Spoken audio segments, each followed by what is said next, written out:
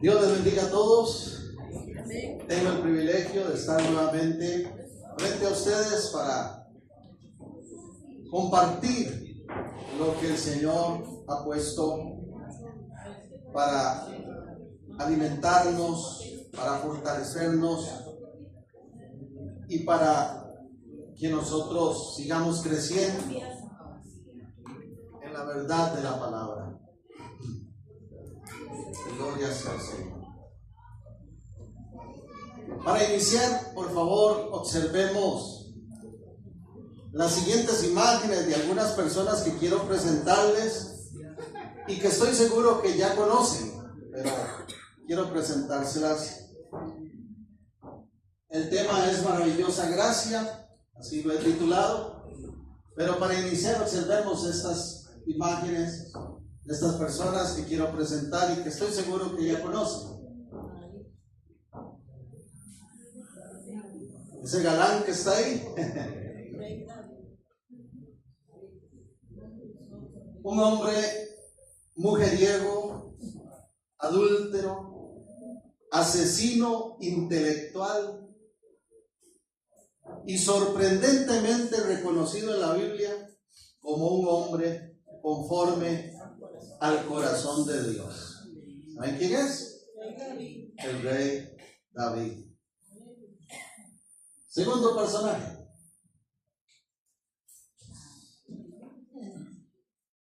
Catalogado de lo más vil y malvado de su época, un terrible criminal condenado a muerte por múltiples delitos y asesinatos y sorprendentemente invitado por el mismo Jesús a estar con él en el paraíso. ¿Saben quién es? El ladrón al lado de Jesús en la cruz. Ahora alguien más contemporáneo a nosotros.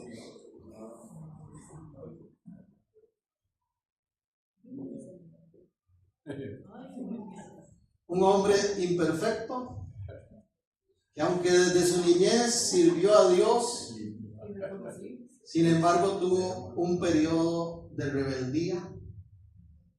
Terminó utilizando el don de la música para tocar en bares y ambientes que no agradan al Señor. Un hombre que aún después de su restauración, producto de influencia de malas amistades y corrientes de la época, le falló al Señor en algunos aspectos, llenó su boca de malos pensamientos, de mentiras. En algún momento ofendió a algunas personas y ofendió al Señor. Una persona que, producto de una baja autoestima, llegó a sentirse menos que otros y en algún momento a menospreciar lo que Dios reconocía en él. Pero sorprendentemente una persona que Dios confirma para un ministerio pastoral y que Dios le permite ser levantado como un maestro de la palabra. Ese soy yo con 17 años. Gloria a Dios. Y como 30 kilos menos.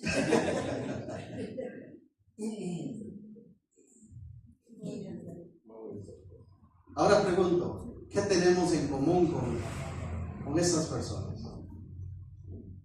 Con esta breve descripción que he hecho de estos personajes.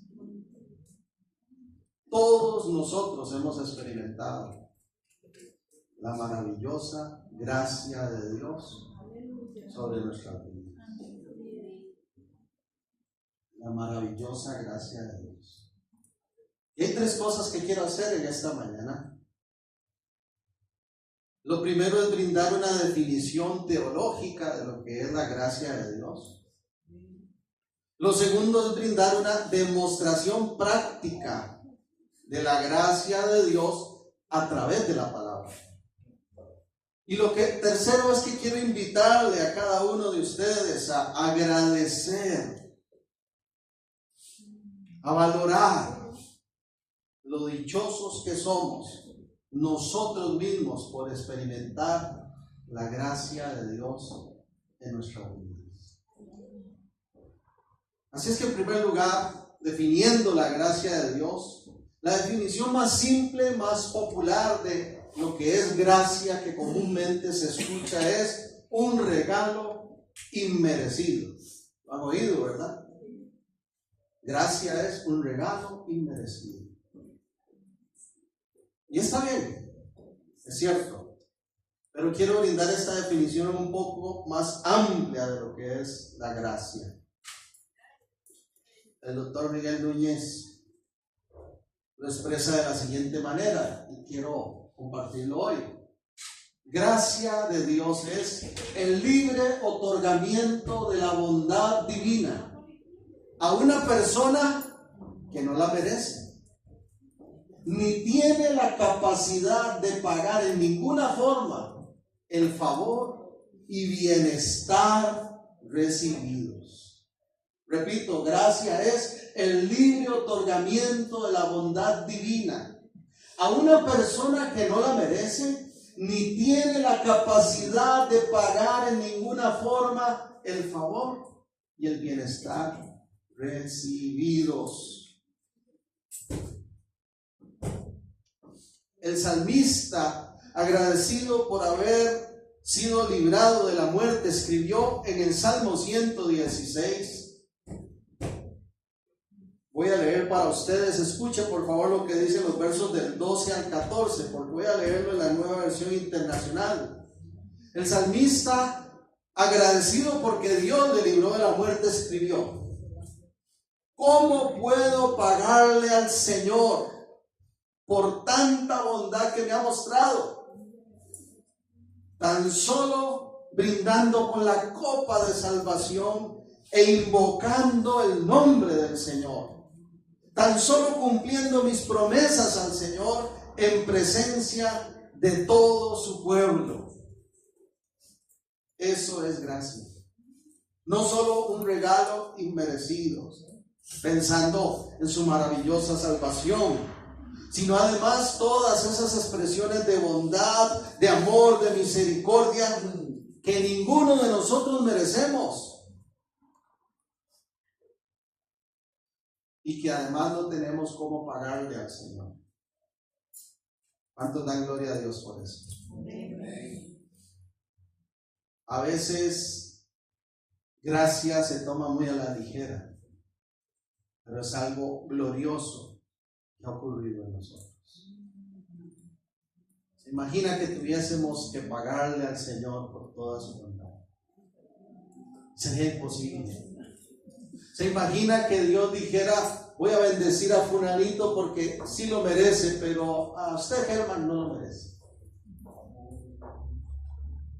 ¿Quién sería bendecido entonces? Pero hemos sido objeto de la bondad de Dios sobre nuestra vida. Y su gracia se ha manifestado aun cuando no lo merecemos. Y aun cuando todos tenemos un pasado y una lista que nos da vergüenza compartir con otros. Yo di apenas un par de detalles de mi vida y no quise profundizar mucho, porque no me gusta hablar del lado oscuro, dicen los fiebres de Star Wars, ¿verdad? A nadie le gusta exponer sus errores y sus debilidades, pero yo delante aquí de ustedes les digo: soy imperfecto. Y lo he dicho antes, en algún momento de mi vida merecía caer muerto ahí en el altar donde estaba sirviendo, porque ofendí al Señor, porque le fallé al Señor. Sin embargo, Él me perdonó, me restauró, me levantó, me llamó y me ha dado el privilegio enorme de proclamar su palabra y de servirle a Él y a su maravillosa iglesia. Gloria a Dios. Sin merecerlo. Usted y yo estamos aquí hoy por la gracia de Dios. Muchos hoy no despertaron. O muchos, como ahora le decía a Josué, y ayer que pasamos por ahí, están ahí en una acera, llevando frío, lluvia, porque están encadenados a un vicio del cual no pueden liberarse, porque han tomado malas decisiones en su vida, o porque le han dado la espalda al Señor.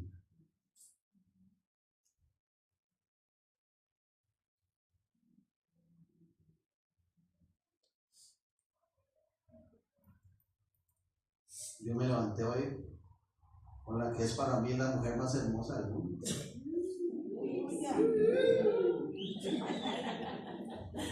Eso es gracia.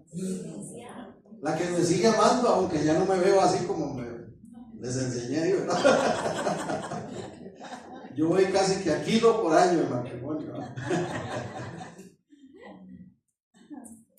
¿Quién lo conoce a uno mejor que su esposa, verdad que sí? Y viceversa.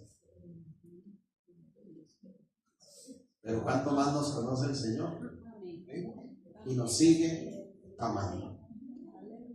Quiero invitarles ahora a reflexionar a través, ya no de una definición, sino a través de una demostración bíblica de lo que es la gracia de Dios, la maravillosa gracia de Dios que todos hemos experimentado por medio de Cristo Jesús.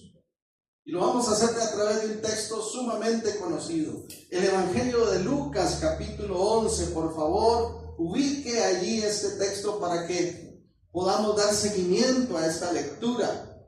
Y voy a leer los versos del 1 hasta el 24, del 11 hasta el 24 en Lucas 15. La famosa parábola del hijo pródigo o del hijo perdido, traducen algunas versiones. Y dice así, Lucas 15:11. También dijo, esto es Jesús hablando, un hombre tenía 2 hijos, y el menor de ellos dijo a su padre: Padre, dame la parte de los bienes que me corresponde. Y les repartió los bienes. Les repartió los bienes. No muchos días después, juntándolo todo, el hijo menor se fue lejos, a una provincia apartada, y allí desperdició sus bienes viviendo perdidamente. Y cuando todo lo hubo malgastado, vino una hambre en aquella provincia y comenzó a faltarle. Y se fue y se arrimó a uno de los ciudadanos de aquella tierra, el cual le envió a su hacienda para que apacentase cerdos. Y deseaba llenar su vientre de las algarrobas que comían los cerdos, pero nadie le daba. Y volviendo en sí, dijo: ¿cuántos jornaleros en casa de mi padre tienen abundancia de pan? Y yo aquí perezco de hambre. Me levantaré e iré a mi padre y le diré: Padre, he pecado contra el cielo y contra ti. Ya no soy digno de ser llamado tu hijo. Hazme como a uno de tus jornaleros. Y levantándose vino a su padre. Y cuando aún estaba lejos, lo vio su padre y fue movido a misericordia, y corrió y se echó sobre su cuello y le besó. Y el hijo le dijo: Padre, he pecado contra el cielo y contra ti, ya no soy digno de ser llamado tu hijo. Pero el padre dijo a sus siervos: sacad el mejor vestido y vestidle, y poned un anillo en su mano y calzado en sus pies, y traed el becerro gordo y matadlo, y comamos y hagamos fiesta, porque este mi hijo muerto era y ha revivido. Se había perdido y es hallado. Y comenzaron a regocijarse. Maravillosa gracia de Dios.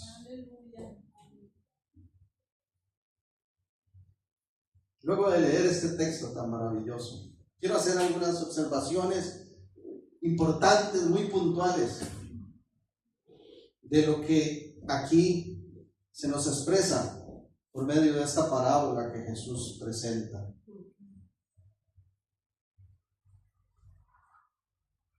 Cosas importantes a mencionar. Este texto, mis hermanos, aunque ha sido titulado El Hijo Pródigo, la verdad es que el personaje más prominente en todo el pasaje es el Padre. Solo en los versos del 11 al 24 que acabamos de leer, el Padre figura directamente en 9 ocasiones. Así es que, de alguna manera, esta parábola es una expresión de la gracia y del amor del Padre para con su Hijo que se había perdido y que ha sido encontrado. De hecho, esta parábola forma parte de una triada de parábolas que van las 3 unidas, seguidas. Cuando Jesús presenta la parábola del Hijo Pródigo, lo hace junto a otras 2 parábolas que podemos observar en el capítulo 15, del 1 al 7, Jesús habla de la oveja perdida. En los versículos del 8 al 10 da una segunda parábola que es la moneda perdida. Y en los versos del 11 al 32 da esta parábola del hijo pródigo o perdido. Entonces estamos ante una triada de parábolas. ¿Qué es una parábola? Una parábola es una verdad espiritual que se enseña al lado de algo cotidiano. Eso es una parábola. En esta triada de parábolas, la verdad espiritual es que no hay mayor alegría para Dios que ver a un pecador arrepentirse y ser bendecido por su amor. Eso es gracia de Dios. Dice el verso 7: os digo que habría más gozo en el cielo por un pecador que se arrepiente que por 99 justos que no necesitan arrepentimiento. Así finaliza Jesús esa primera parábola. ¿Cómo termina la segunda parábola? Verso 10. Así que os digo que hay gozo delante de los ángeles por un pecador que se arrepiente.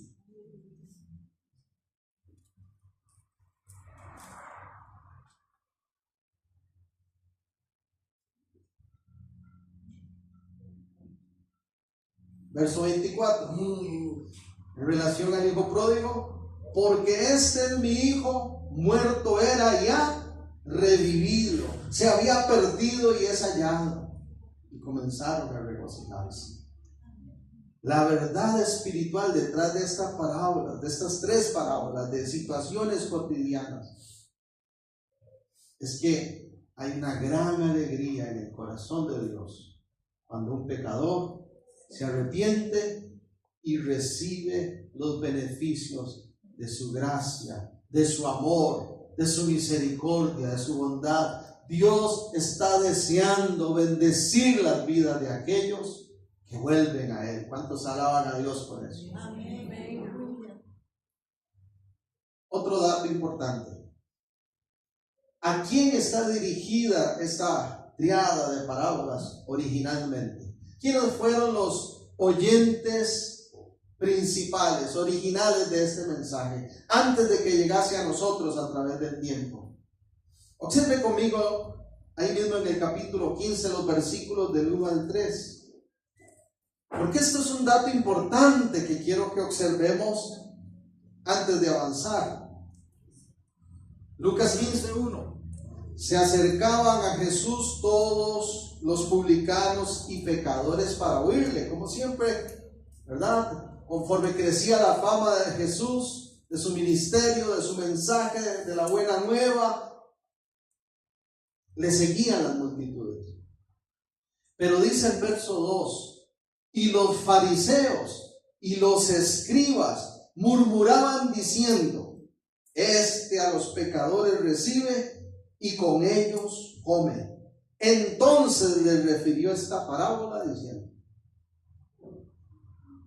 esta parábola es parte de la respuesta de Jesús a esos maestros de la ley, a esos religiosos, a esos escribas, a esos fariseos que eran reconocidos en la época. Yo quiero que conforme vayamos avanzando en lo que nos resta del mensaje tengamos presente eso. Que Jesús primeramente le está hablando directamente a esos fariseos, a esos maestros de la ley, que se creen mejores que todos, que son buenos para señalar las faltas de los demás, que imponen, dijo Jesús en algún momento, cargas pesadas sobre los otros que ellos ni con un dedo quieren mover. Porque el ser humano tiene un conflicto, tiene un problema, una tendencia, y es siempre a señalar lo malo de los demás y a ocultar sus propios errores. Pero Cristo Jesús tiene algo poderoso que enseñar a estos religiosos, y algo poderoso que ha seguido enseñando a toda persona que viene a su palabra.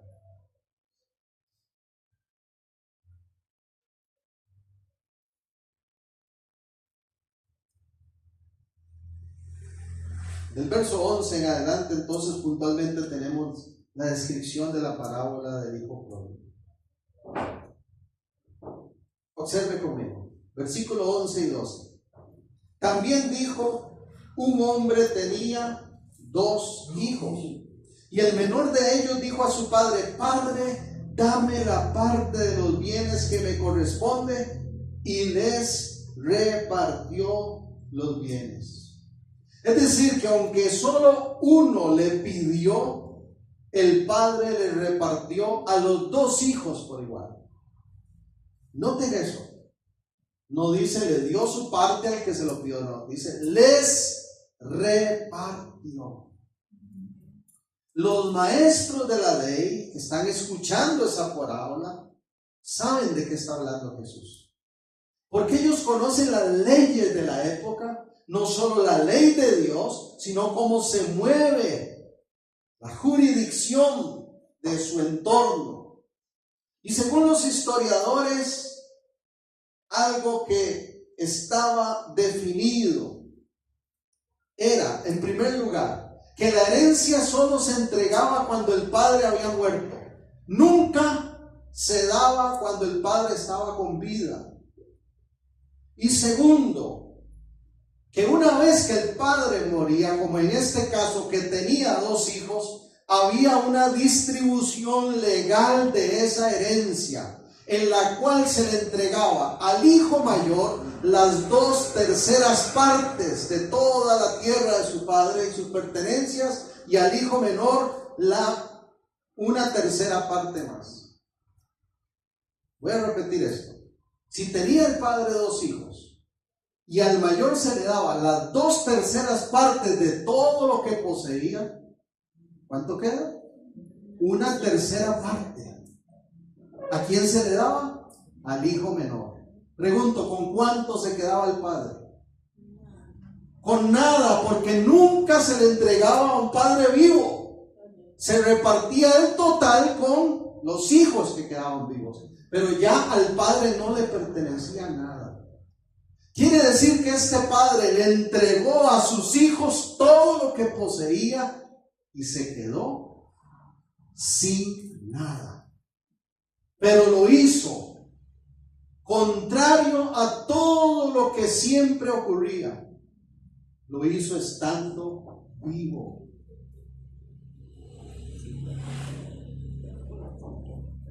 Mis hermanos, Uno lo lee y con tanto conflicto y pleito que hay ahora en las familias y dime que te diré, y chorizos y verdad, contiendas y juicios, uno casi que lo toma hasta normal.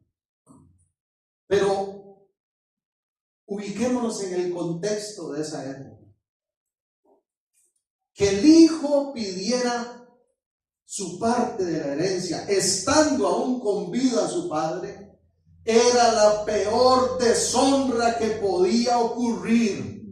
Era prácticamente decirle: para mí estás muerto, ya no quiero ser más tu hijo, lo único que me interesa es lo que me toca.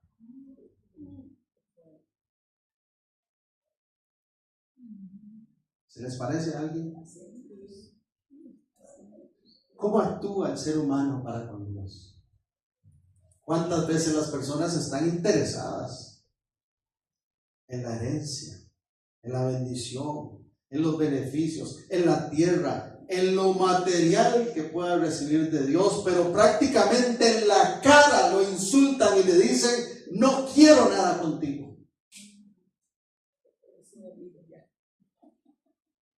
Pero sí están buenos para decir: ore para que Dios me abra esta puerta de trabajo. Me ayuda por favor a orar para que Dios tome control de un aumento ahí que quieren hacer. O me ayuda para que Dios haga esto. O para que... Pero cuando se trata de ellos rendirse ante Dios, no quieren nada con Él. Así de duro es el ser humano. Y así de duro hemos sido nosotros también. Porque cada vez que le fallamos, que pecamos, que ofendemos la santidad de Dios, estamos diciéndole en la cara: no me interesa ser verdaderamente tu hijo. Escojo esto antes que a ti. Eso es lo que está haciendo ese hijo. Escojo la herencia antes que la comunión contigo. ¿Se dan cuenta de lo serio que es esto?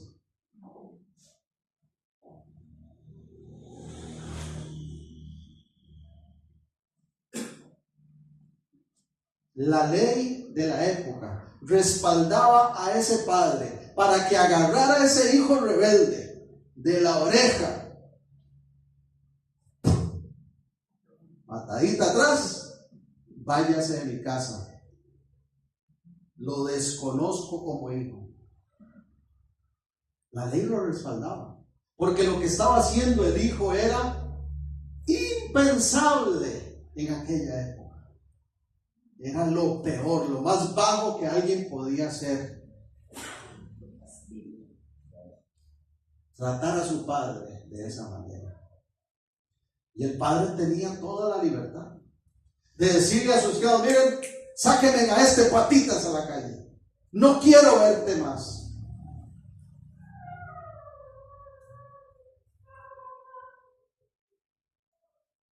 Y lo mismo ha ocurrido con nosotros.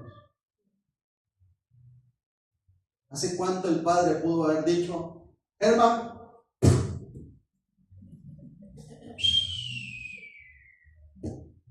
se acabó? Basta una palabra de Dios para que todo termine. Pero el padre de la historia no echa a su hijo, no lo desconoce como hijo,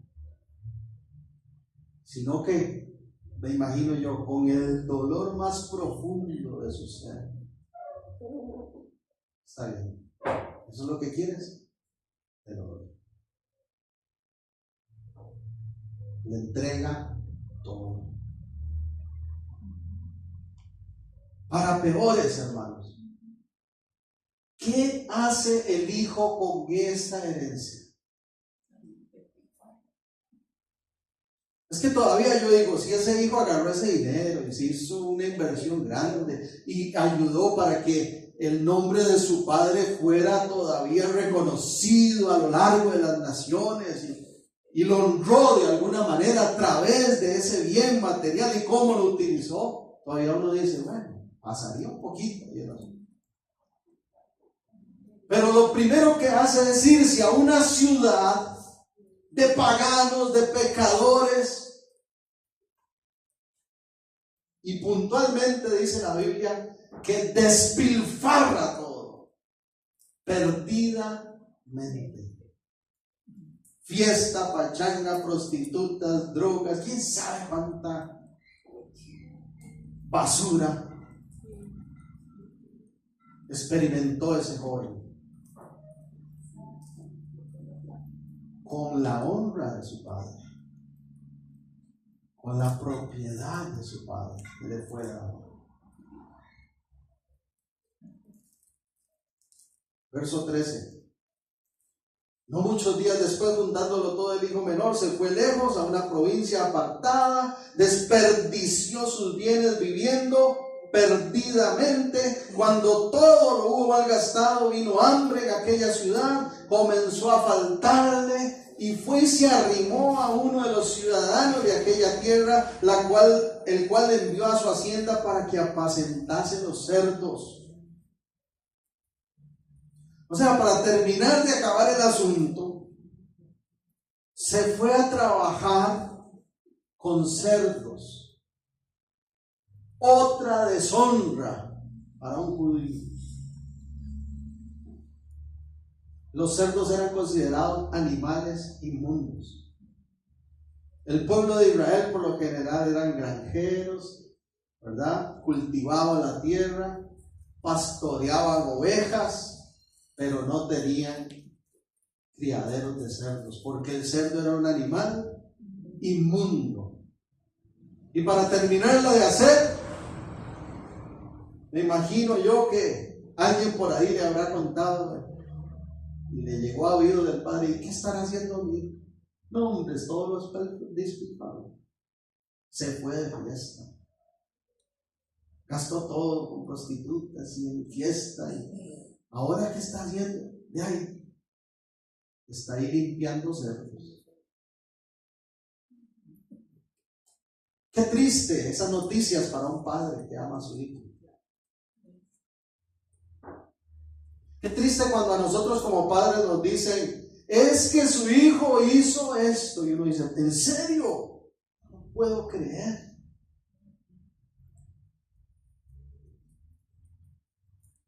Yo me imagino a Dios como padre viendo las barbaridades que hacemos nosotros muchas veces.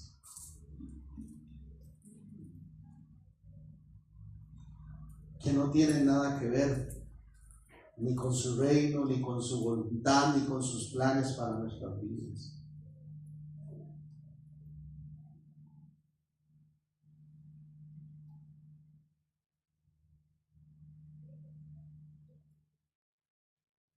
Si dice el Nuevo Testamento que el Espíritu Santo se contrista, se duele, se entristece, yo me pregunto cuántas veces habré contristado al Espíritu o hecho doler el corazón de Dios por mis malas acciones. Porque no crea que Dios dice: ¡ay, qué bonito, Germita, que está desenfrenado! ¡Ay, qué lindo, mi chiquito! ¿A qué no? Dios dice: eso no es lo que tengo para ti. Para eso no te creé, para eso no te levanté, para eso no te redimí con la sangre de mi Hijo. Ese no es tu destino, ese no es tu rumbo, eso no es lo que tengo para ti. Pero cuando estamos perdidos, no queremos oír, no queremos ver, no queremos cambiar, porque creemos que es nuestro momento y que tenemos el control. Si algo se dio cuenta este hijo rápido, es que él no tenía control de nada. Que la fama, que el dinero, que el renombre, que la popularidad, que las amistades, que las novias, que los banquetes, que las fiestas, que la riqueza es vana y pasajera. ¿Y dónde terminó?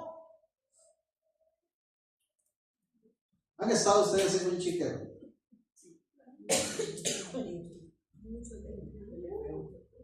Qué rico que huele, ¿verdad? Yo no he visto ninguna botellita de esos de Glade, valga el comercial aquí.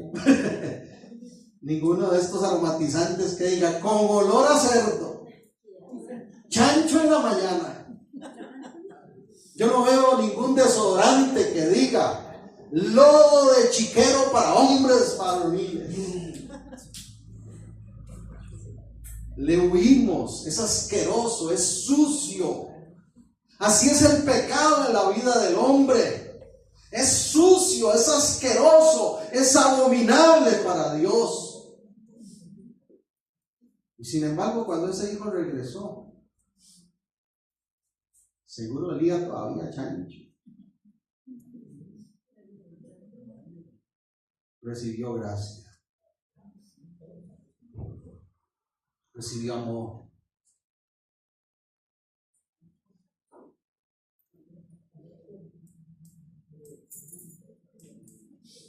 Seguro los fariseos están escuchando esta historia y hasta que ardían de ganas. ¿En qué momento va a decir el castigo, el juicio que le viene a ese hijo perverso? Porque ellos están acostumbrados a eso. A señalar al culpable, a hundir, a terminar de rematar, a hacer de leña del árbol caído, como dice el dicho. Pero lo más inesperado ocurre. Yo estoy seguro que jamás estos fariseos, estos doctores de la ley, pensaron oír lo que Jesús agregó.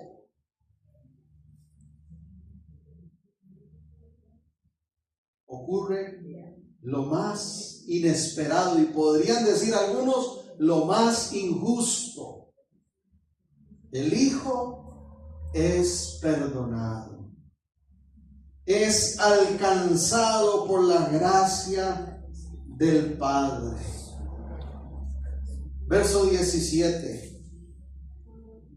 Y volviendo en sí, dijo: ¿cuántos jornaleros en casa de mi padre tienen abundancia de pan? Y yo aquí perezco de hambre. Hermano, ¿sabe qué me llama la atención aquí? Que ni siquiera es que el hijo volvió en sí en cuanto a la ofensa, la herida, la deshonra. No es que dijo: qué vergüenza, ¿cómo pude haber hecho esto con mi padre? No, lo primero que piensa, ¿verdad? Como dice el dicho, primero mis dientes, luego mis parientes. ¡Qué hambre! Aunque sea ya en última instancia, voy a decirle que si me contrata como sirviente, porque yo sé que ahí en casa de mi padre, él trata bien a los sirvientes y les da buen pan y comida. La primera reacción de este hijo perverso es seguir pensando en él. Y nosotros, hermanos, muchas veces en nuestro pecado, en nuestra actitud de rebeldía, decimos entre comillas que estamos arrepentidos, pero seguimos pensando en nosotros. Si me conviene lo que escucho, entonces me arrepiento. Si me gusta el sermón del pastor, entonces lo recibo. Pero si no me conviene, lo rechazo. Así es el ser humano, endurecido.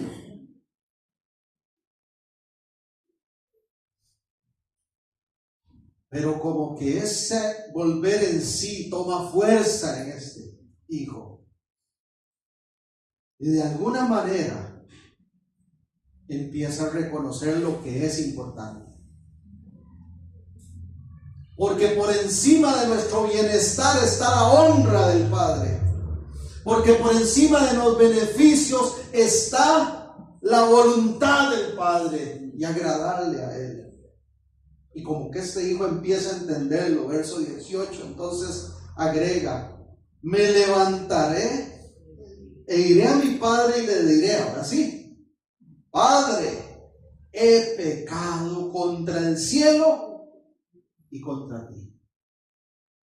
Eso es arrepentimiento. Cuando hay un reconocimiento de la ofensa que hemos cometido ante el Dios de gracia y amor, que nos lo ha entregado todo. Ya no soy digno de ser llamado tu hijo. Y entonces este hijo va de camino. Dice que era una provincia lejana donde se había ido. No nos dice a qué distancia, no dice cuántas horas. En ese tiempo no podía llamar un Uber, de por sí que ya estaba limpio. No tenía ni para subirse a un camebús. ¿Ah? No había ni para un camello. Y yo me imagino ese hijo que va caminando todo ese recorrido y va pensando: ahora cuando llegue, mi padre va a estar furioso. Ahora cuando llegue seguro no va a querer ni hablarme.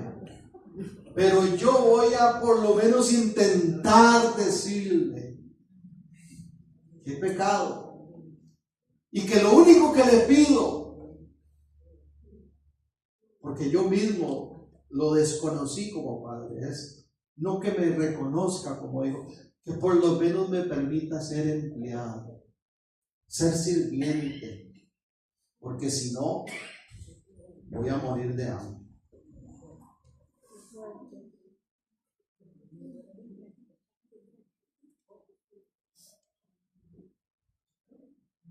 Y los fariseos están aquí, vienen.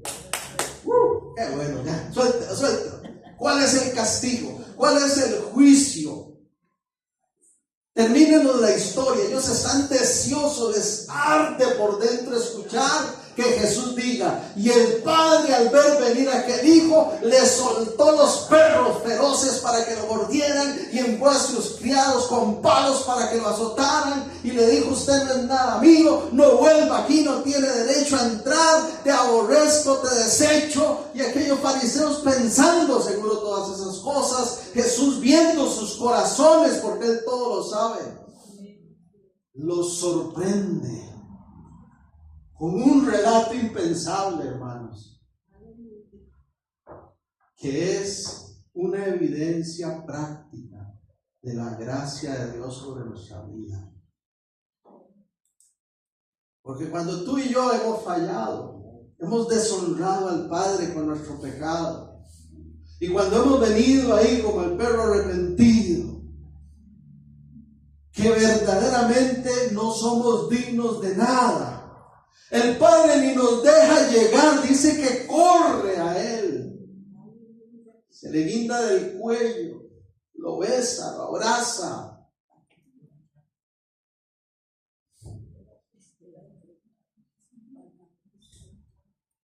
¿Cuántos se identifican con eso? Gracia maravillosa. Gracia maravillosa. ¿Cuál era el argumento, la estrategia del hijo?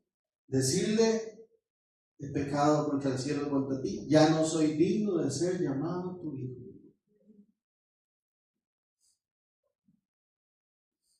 ¿Y qué hace el padre?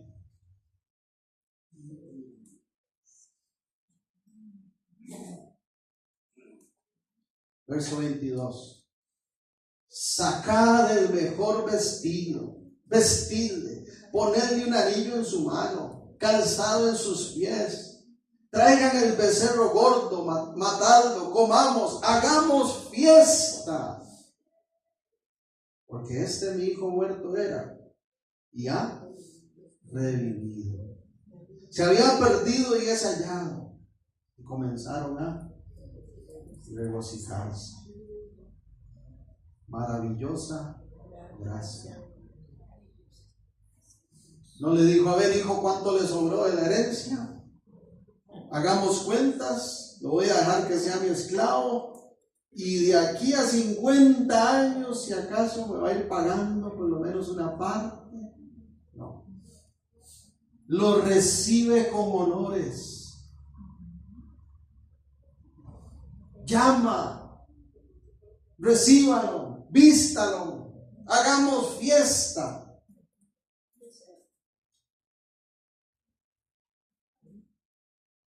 Según las leyes de la época, La mayor consideración que este hijo podía recibir de parte del padre era esa: que le permitiera pagarle con años de servicio por lo menos una parte de lo que había despilfarrado. Pero ¿qué es lo que hace este padre? Observemos nuevamente el verso 22 y 23. Sacad el mejor. ¿Lo vistió con qué? ¿Con el overol de los empleados? ¿Con el uniforme de los sirvientes? No, con el mejor vestido. Póngale anillo en su mano. No dijo, pongan el arete que usan los esclavos en el lado derecho. No, pongan el anillo que se le pone a los hijos, con el sello familiar. Y póngale en calzado sus pies, porque él no va a andar descalzo en mi casa como si fuera un empleado más. Alaban a Dios. Amén. Cosas que solo a los hijos se les entregan. Posición de hijo, autoridad de hijo, lugar en la mesa como hijo. Prácticamente este padre le está confirmando a su hijo: no me hable más, no me diga eso, que usted no merece ser hijo. No, calladito, ahora hablo yo. Quiero decirte que sigues siendo mi hijo amado. Le has fallado al Señor, te sientes como la basura, indigno de acercarte, de volver a Dios. Dios te dice lo mismo: sigues siendo mi hijo amado. ¿Cuántos han escuchado eso? Sigue siendo mi hija. Yo sé que mereces castigo, me deshonraste, pero yo te perdono, te libero de la culpa, te restauro, te recibo no solo en casa, te recibo como mi hijo. No solo te recibo en casa, te recibo en mi corazón. Eso es maravillosa gracia. Aleluya.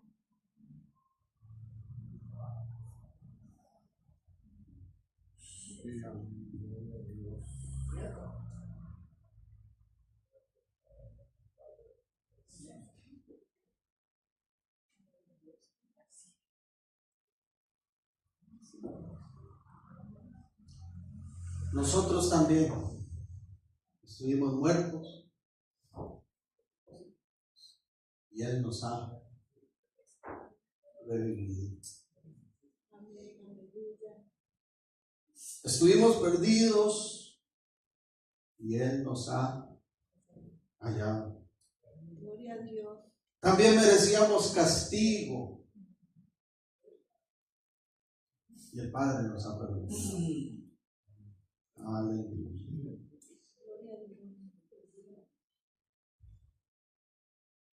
Quiero finalizar con una lectura del Salmo 103. Es tan conocido, pero me maravilla la forma en que describe la actitud que tenemos que tener nosotros, todos los que hemos sido objetos de la gracia de Dios.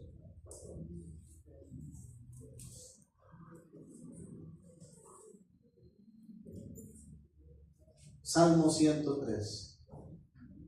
Leamos los primeros 14 versículos. Hermano, ayúdame ahí a proyectarlo para que vayamos leyendo juntos en voz alta.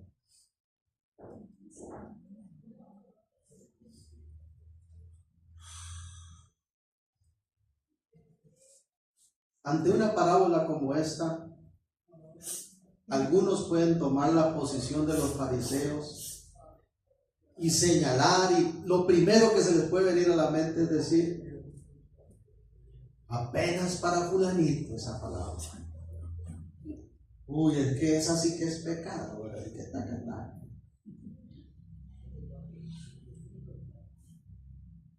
Pero Jesús nos está invitando a identificarnos con el Hijo, que ha alcanzado la gracia del Padre. ¿Cuántos hijos hay aquí? ¿Cuántos estuvimos perdidos y hemos sido hallados? Entonces digámosle como David: 1, 2, 3. Bendice, alma mía, a Jehová, y bendiga todo mi ser su santo nombre. Bendice, alma mía, a Jehová, y no olvides ninguno de sus beneficios.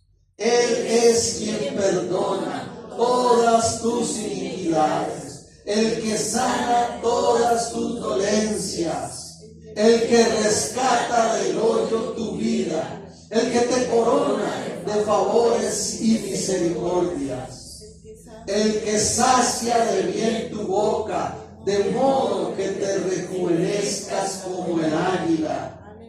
Jehová es el que hace justicia y derecho a todos los que padecen violencia.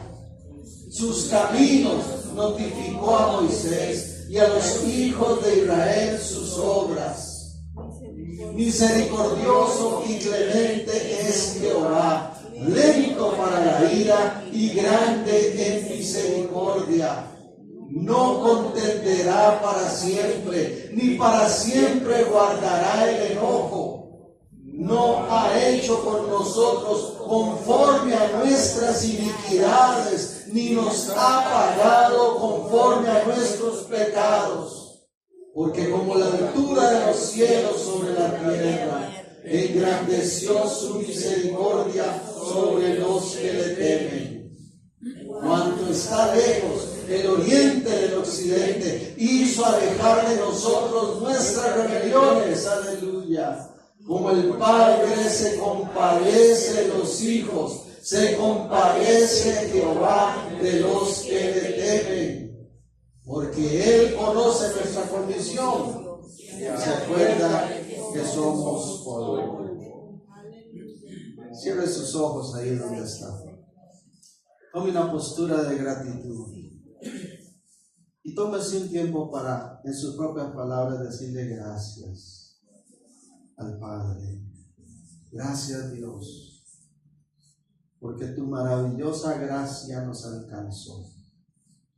Porque siendo inmerecedores de tanta bondad y no teniendo manera alguna de pagarlo, tú nos has dado todo. Y aun cuando te hemos ofendido, y aun cuando incluso en nuestras acciones te hemos deshonrado, cuando hemos arrepentido y vuelto a ti, nos recibiste con los brazos abiertos. Tu amor nos alcanzó. Fuimos perdonados, restaurados, levantados. Por eso no podemos mirar atrás. Queremos vivir el resto de nuestros días agradecidos, haciendo tu voluntad, sirviéndote, obedeciendo en todo lo que nos pidas. Queremos alegrar tu corazón y levantar tu nombre como hijos amados que somos, donde quiera que estemos. Gracias, Dios, en el nombre de Jesús. Amén. ¿Qué tal si se pone de pie? Quiero recordar un canto muy viejito antes de finalizar, y vamos a poner ahí la letra por si usted quiere acompañarme. Y cuando digo muy viejito, es de verdad muy viejito. John Newton compuso este canto en el año de 1773. Y ha sido un himno que ha acompañado a la iglesia cristiana por siglos. Recordémoslo con gratitud.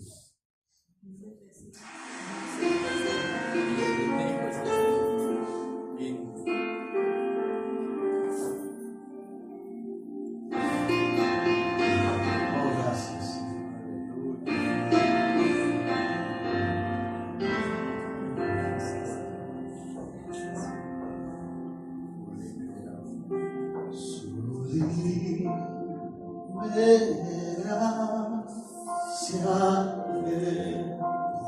Señor, y aún mi feliz Salvador,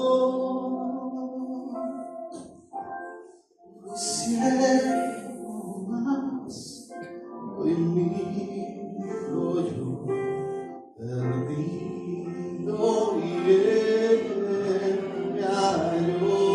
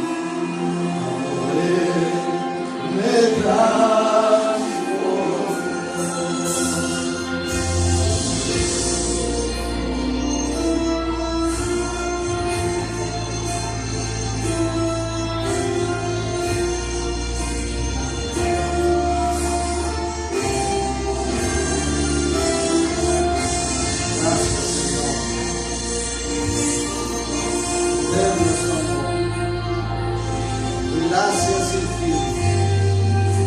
Gracias.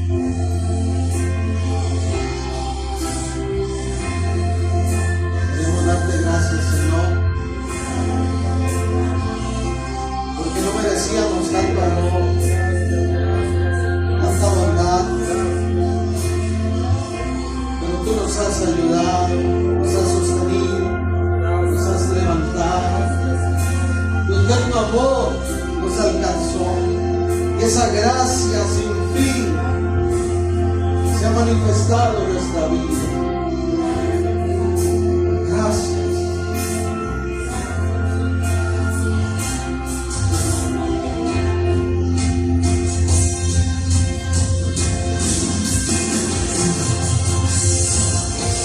Antes de salir de este lugar queremos reconocer que tú eres maravilloso. Que nuestra anhelo es agradarte, vivir por siempre para nosotros.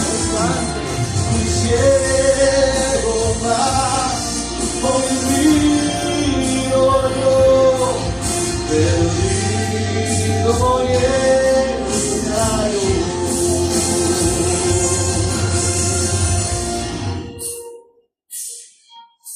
Dele gracias a Dios donde usted está. Gracias, Señor. Levante un aplauso al Señor. Aleluya. Maravillosa gracia, maravillosa gracia, maravillosa gracia. Dele fuerte esas palmas porque podemos salir de este lugar como hijos, como perdonados, no como señalados, no como rechazados, sino libres en Jesús. Gracias, Dios. Gloria a tu nombre. Gloria a tu nombre. Amén. Que Dios continúe bendiciendo sus vidas. Nada más terminar con un anuncio. Dios mediante